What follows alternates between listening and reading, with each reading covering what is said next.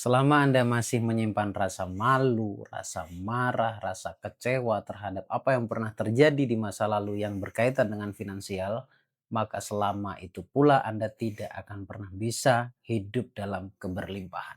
Selama Anda masih menyimpan semua kekecewaan terkait tentang finansial, maka selama apapun bahkan di masa depan Anda tidak akan pernah menemukan kebahagiaan finansial. Maka di video ini saya akan jelaskan sedetail mungkin bagaimana cara melepaskan kemelekatan emosi negatif terkait tentang finansial yang ada di dalam bawah sadar Anda. Simak videonya sampai selesai.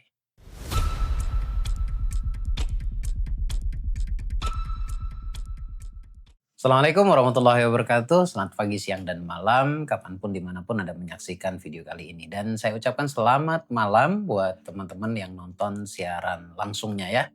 Di video Rabu kemarin, saya bahas tentang 3 blok mental. Hari Rabu kemarin ya.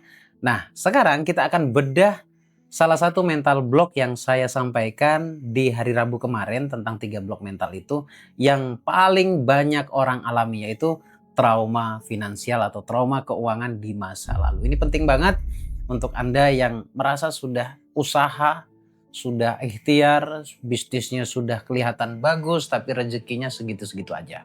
Nah, Anda boleh praktekkan ini, anggap saja ini ikhtiar langitnya ya. Dan kali ini saya akan beberkan semuanya. Cara bagaimana bisa memaafkan diri, berdamai dengan diri ya.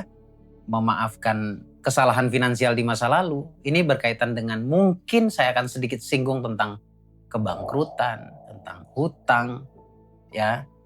Kita simak aja dan dengarkan baik-baik. Kalau perlu Anda siapkan pulpen dan kertas agar Anda tidak lupa pada materi yang saya sampaikan. Langsung saja, yang pertama tekniknya bagaimana tuh bisa memaafkan, bisa berdamai, bisa melepaskan semua luka batin finansial atau kekecewaan finansial di masa lalu. Yang pertama adalah menerima dan mengakui. Ya, ini fondasi awal loh teman-teman ya, ini fondasi awal. Dan saya melihat ada 2 kesalahan yang paling umum yang dilakukan saat kita trauma. Lagi-lagi ini tentang finansial. Ada 2 kesalahan umum. Yang pertama adalah denial, menyangkal, penolakan, ya kan? Bentuknya bisa dengan cara mungkin pura-pura lupa, mengalihkan perhatian, pura-pura kuat mungkin ya, sibuk mencari solusi ajaib, tanpa mau menyentuh bagian dalamnya, tanpa mau menyentuh luka di dalam diri Anda ya. Inilah yang membuat emosi itu menjadi terpendam. Ya, pura-pura kuat ini saya pernah bahas di podcast saya bersama teman-teman saya di Sleman di Jogja ya, bahwa banyak orang tuh nggak sadar ternyata dia itu hanya pura-pura kuat. Sementara kita itu tidak ditugaskan untuk pura-pura kuat, untuk bersandiwara terhadap lemahnya kita, tidak. Justru kita harus mengakui bahwa kita tuh sedang luka. Saya punya kecewa di masa lalu. Saya mengalami kegagalan berulang. Saya mengalami bangkrut berulang. Saya terlibat hutang berulang juga. Saya capek gitu loh. Nah, ini orang-orang yang pura-pura kuat kan untuk mengatakan capek saja enggan mereka. Ya mudah-mudahan bukan Anda atau mungkin Anda saat ini. Ya. Jadi Anda dengerin saya menjelaskan ini juga nggak usah jadi orang yang pura-pura kuat, santai aja gitu loh. Bahkan kalau mau nangis, nangis aja. Nangis itu adalah haknya batin Anda gitu ya. Nah, yang kedua selain denial tadi adalah blaming. Blaming itu lebih kepada menyalahkan pada 2 individu. Menyalahkan diri sendiri, menyalahkan orang lain gitu ya. Kalau menyalahkan diri sendiri itu limiting belief, bisa menganggap diri kita bodoh, bisa ya. Kita melabel diri kita itu negatif gitu. Biasanya dengan kalimat kenapa sebodoh ini saya ya gitu ya. Nah, kalau menyalahkan orang lain ini menganggap diri yang paling benar, setiap kejadian yang kita alami yang tidak baik kita langsung nyalahkan orang lain gitu ya, menyalahkan orang lain, blaming gitu. Ini semua gara-gara dia gitu. Seandainya dia tidak A, B, dan C, mungkin saya tidak akan begini, nggak bisa begitu. Karena ketika kita mendapatkan keuntungan, ketika kita mendapatkan keberlimpahan, ketika rezeki kita bagus, kita juga nggak akan bilang bahwa ini adalah kontribusi orang lain gitu. Kita nggak akan bilang begitu. Ya, jadi adil pada diri sendiri itu salah satu sikapnya adalah dengan cara tidak menyalahkan orang lain dan juga tidak menghakimi diri sendiri. Ya udah, terima aja gitu ya. Terima bahwa ya keadaan yang sudah terjadi ini adalah jatah saya gitu. Kalau bahasa saya seperti itu. Misalkan saya mengalami apa gitu ya. Mau baik mau buruk ya saya yakin ini mungkin jatah saya dari Allah. Gitu. Tapi saya sadar dengan kesadaran bahwa ini kontribusi saya sendiri ini di masa lalu. Saya panennya sekarang gitu ya. Jadi menerima itu bukan menyerah. Awas, digaris bawahi bahwa menerima itu bukan menyerah atau pasrah pada nasib. Tetapi tetap ada action di situ. Ada tindakan untuk menuju perubahan di situ ya. Nah, definisi menerima itu mengakui fakta bahwa semuanya sudah terjadi. Saya memang buat kesalahan karena yang terjadi hari ini adalah manifestasi saya yang pernah saya manifestasikan di masa lalu. Tapi tidak menghakimi. Saya menerima kekurangan saya menerima kesalahan saya dan saya menerima keadaan saya gitu. Tidak dengan cara pura-pura kuat. Nah, sekarang tanyakan pada diri Anda sendiri, pelajaran berharga apa yang Anda dapatkan dari kejadian itu? Pelajaran berharga apa yang Anda dapatkan dari kejadian yang sedang Anda alami? Yang negatif nih, ya. Maksudnya apa? Ini bicara hikmah sebenarnya. Bicara hikmah. Nah, berproses ya. Anda menjalani sebuah proses dengan menemui banyak lika-liku, kegagalan dan lain sebagainya. Anggap saja itu biayanya. Biaya pembelajarannya. Mahal kan? Mahal memang. Saya selalu memberikan analogi, Anda ketemu saya mahal. Mahal bukan di angka. Tapi untuk bertemu saya, Anda harus melewati beberapa proses kehidupan yang mungkin menurut Anda menyakitkan. Jadi bukan hukuman, tapi sebuah proses untuk menuju perubahan ternyata itu tidak mudah. Ya, mahal. Mahal sekali lagi. Oke, kita lanjut ke yang kedua. Yang kedua adalah proses memaafkan ini nih, ya. Memaafkan itu suka disalahartikan oleh kebanyakan orang. Mari kita pahami tentang apa itu memaafkan. Memaafkan itu adalah sebuah kondisi hati yang benar-benar lepas dari semua belenggu jiwa yang negatif. Bahkan saya cukup jarang sih menggunakan kata memaafkan walaupun pernah ya. Tetapi lebih kepada dua kata, dua predikat yang mewakili satu predikat yaitu memaafkan. Apa itu? Memaklumi dan memahami. Memaklumi dan memahami. Apapun itu, baik itu tentang eksternal ataupun tentang internal. Misalkan tentang internal. Saya memaklumi kalau saya sedang mengalami hal negatif saat ini. Kenapa? Ya karena saya tidak tahu. Karena ketidaktahuan saya bahwa ternyata apa yang terjadi sekarang itu hasil dari apa yang saya pikirkan di masa lalu. Kemudian memahami. Saya pahami atas kekurangan saya dan saya paham kalau saya berubah dengan dimulai dari cara berpikir, mengucapkan, merasakan, maka saya akan mendapatkan perubahan pula di masa depan. Saya paham itu. Nah, jadi kan sesederhana itu ya. Jadi kata maaf kita buang dulu atau kita simpen dulu supaya Anda nggak salah mengartikan memaafkan, karena sebenarnya memaafkan itu banyak diartikan dengan cara melupakan dan itu sulit. Bahkan tidak akan pernah bisa. Karena pikiran manusia itu tidak pernah didesain untuk melupakan.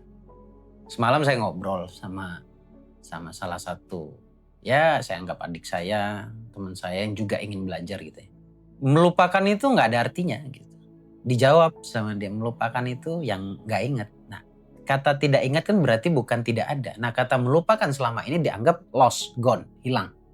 Jadi melupakan itu tidak ingat. Nah, tidak ingat itu bukan berarti barang itu tidak ada.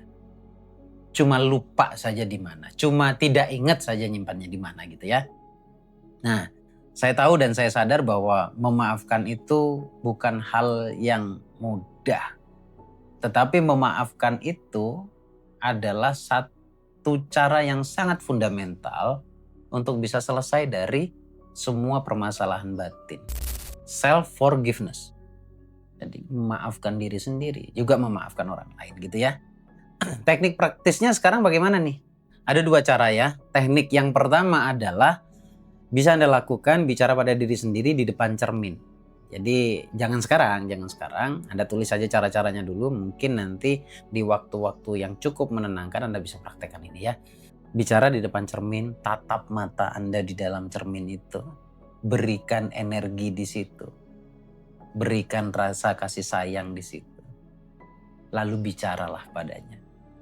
Sampaikan padanya, sebut namamu sendiri, lalu katakan, wahai diriku, misalkan saya, wahai Bagus Baraja, saya paham, saya sadari, saya mengerti bahwa engkau sedang berjuang keras. Engkau sedang berusaha bagaimana caranya menata masa depan yang lebih baik. Tapi hari ini kamu menemukan kegagalan dan saya paham, saya maklum itu dan saya maafkan itu. Pun saya minta maaf kepadamu. Ambil nafas, buang. Wahai diriku yang aku lihat melalui media cermin ini. Maafkan aku yang selama ini aku hampir bisa dikatakan tidak peduli terhadapmu. Maafkan aku. Kalau saya melihatnya kemudian juga sambil saya bayangkan, aduh, inilah diri yang selama ini nemenin saya. Tapi inilah diri yang selama ini saya abaikan. Itu cara yang pertama ya. Bicara depan cermin, berikan ekspresi, berikan energi seakan-akan Anda bicara pada diri Anda sendiri. Itu cuma media saja sebenarnya. Tapi kalau Anda bisa membayangkan diri Anda sendiri, ya Anda nggak perlu cermin gitu ya. Ini bicara jam terbang untuk mengolah diri. Kemudian yang kedua, seperti mengirim surat cinta lah gitu ya, terhadap diri sendiri. Ya, nah ini butuh pulpen dan kertas. Menulis surat untuk diri sendiri, untuk diri di masa lalu. Diri di masa lalu yang maksudnya adalah diri yang pernah melakukan kesalahan. Tuliskan semua emosimu di sini. Marahmu, kecewamu, kesedihanmu, tulis semuanya di situ. Ekspresikan di situ. Ini yang sering saya lakukan ketika di event ya, maksudnya di event bootcamp. Di mana mereka semuanya mengekspresikan, mereka harus tulis gitu.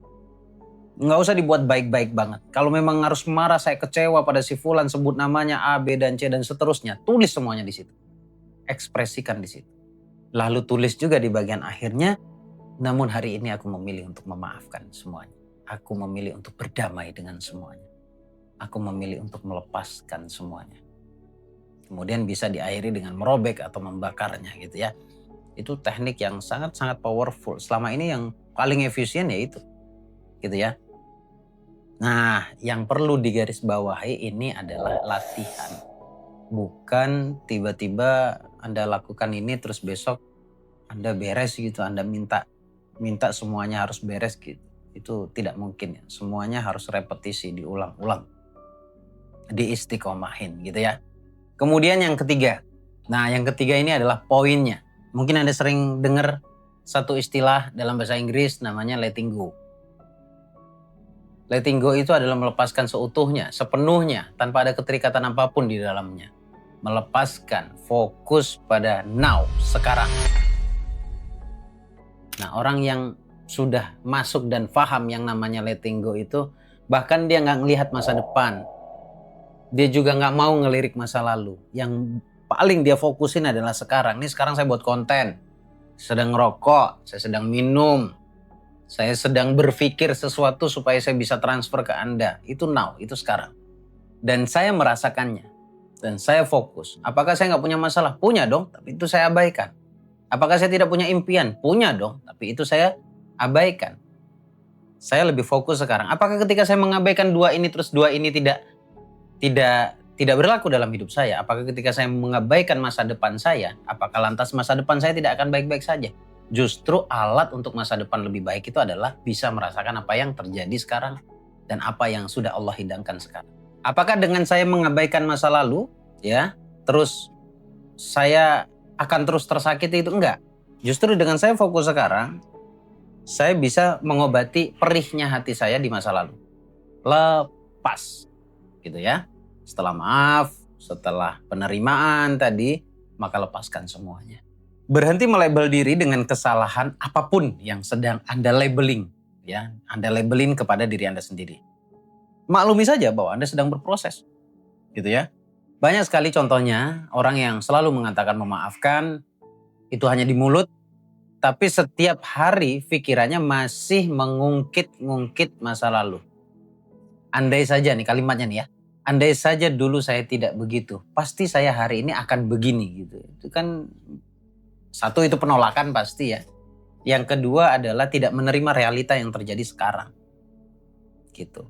Kalau ada kebaikan yang Anda terima sekarang, itu akan menjadi pemicu atau pemantik bahwa Anda akan dapat kebaikan di masa depan. Kalau Anda nilai baik masa lalu Anda adalah sebuah proses untuk menuju perbaikan, hari ini pun Anda akan merasakan kenikmatan itu. Kalau dari sisi pembahasan the law of attraction, ya, law of attraction atau LOA atau LOA itu ya, bahwa rezeki itu kan tergantung bagaimana prinsip jiwanya, keadaan jiwanya, energi dari jiwanya atau perasaannya. Jadi kalau perasaannya fokus pada sekarang, Anda akan lebih mudah merasakan dan bersyukur. Gitu ya. Ya bersyukur itu satu hal yang tidak mudah. Karena Anda nggak tahu caranya. Kalau Anda tahu caranya, Anda pasti akan setiap hari bersyukur. Cara sederhananya untuk bersyukur tuh begini. Karena ini berhubungan dengan masa sekarang ya. Nih, sekarang Anda dengerin saya kan? Sedang mendengarkan saya menjelaskan tentang keilmuan. Coba abaikan keduanya, abaikan yang saya maksud tadi masa depan impian Anda dan problem Anda di masa lalu. Anda lihat sekarang, nah itu bersyukur. Apa yang Anda dengarkan kemudian Anda memberikan energi dan fokus di situ, itu bersyukur. Anda sedang makan, udah nikmati aja makanannya, rasanya asin kah, tawar kah, atau kebanyakan micin lah gitu ya. Rasakan saja itu. Saat Anda mandi, rasakan airnya, dinginnya, segernya. Pas dioles pakai sabun, dioles lagi. Pas pakai sabun gitu, sabunnya dirasakan, bukan dijilat ya. Dirasakan sabunnya. Itu pas sikat gigi dirasakan freshnya karena pakai pasta gigi gitu kan. Intinya merasakan apa yang terjadi sekarang, benar-benar hadir utuh sekarang saat ini di sini. Saat ini. Gitu ya. Nah, jadi orang yang benar-benar letting go itu bukan teori saja, tapi mereka yang mampu menghadirkan diri yang sebenarnya itu utuh sekarang saat ini di sini. Gitu. Simpelnya seperti itu teman-teman. Jadi poinnya hanya 3 sebenarnya, bagaimana caranya melepaskan atau ya anggaplah inner healing ya. Inner healing, cara memaafkan diri untuk terbebas dari belenggu emosi negatif finansial di dalam diri Anda. Yang pertama tadi apa? Menerima plus mengakui. Kemudian yang kedua adalah memaafkan dengan maaf yang benar. Yang ketiga adalah melepaskan. Jadi lepasin semuanya. Nah, saya tuh menjelaskan secara detail tentang materi ini di buku yang saya tulis, Kejauhan. Rom, tolong Rom ambilin satu. Nah, ini bukunya. Kalian bisa dapetin ini di Shopee bisa, di TikTok Shop juga bisa, offline langsung ke Mbak Vista bisa. Tapi kayaknya Mbak Vista akan ngarahin ke Shopee deh. Jadi di buku ini dengan tema doa yang mengubah masa depan, kenapa saya pakai kata doa? Karena problem terbesar yang menjadi pertanyaan kita hari ini adalah bagaimana caranya berdoa yang benar. Apakah doa saya selama ini nggak benar? Doanya benar, cara berdoanya yang nggak benar. Nah di sini dijelaskan secara detail, termasuk apa yang saya jelaskan di video kali ini tentang bagaimana rilis, bagaimana letting go, bagaimana melepaskan semuanya. Dan ini saya mengkorelasikan atau menghubungkan antara ilmu pengetahuan yang secara umum tentang bawah sadar dengan agama. Selama ini kan kita punya ketakutan tuh. Kira-kira di dalam agama ini dijelaskan nggak sih? Nah di sini dijawab. Jadi saya persilakan teman-teman kalau mau tahu isinya seperti apa, dan saya mengajak Anda untuk menyelami bawah sadar Anda, menyelami jiwa Anda, dan Anda pasti akan merasakan seakan-akan kita sedang berdiskusi lewat buku ini. Karena saya ada di sini. Terima kasih teman-teman. Sampai ketemu di video berikutnya. Insya Allah. Ditunggu aja deh pokok videonya ya. Makasih. Assalamualaikum warahmatullahi wabarakatuh.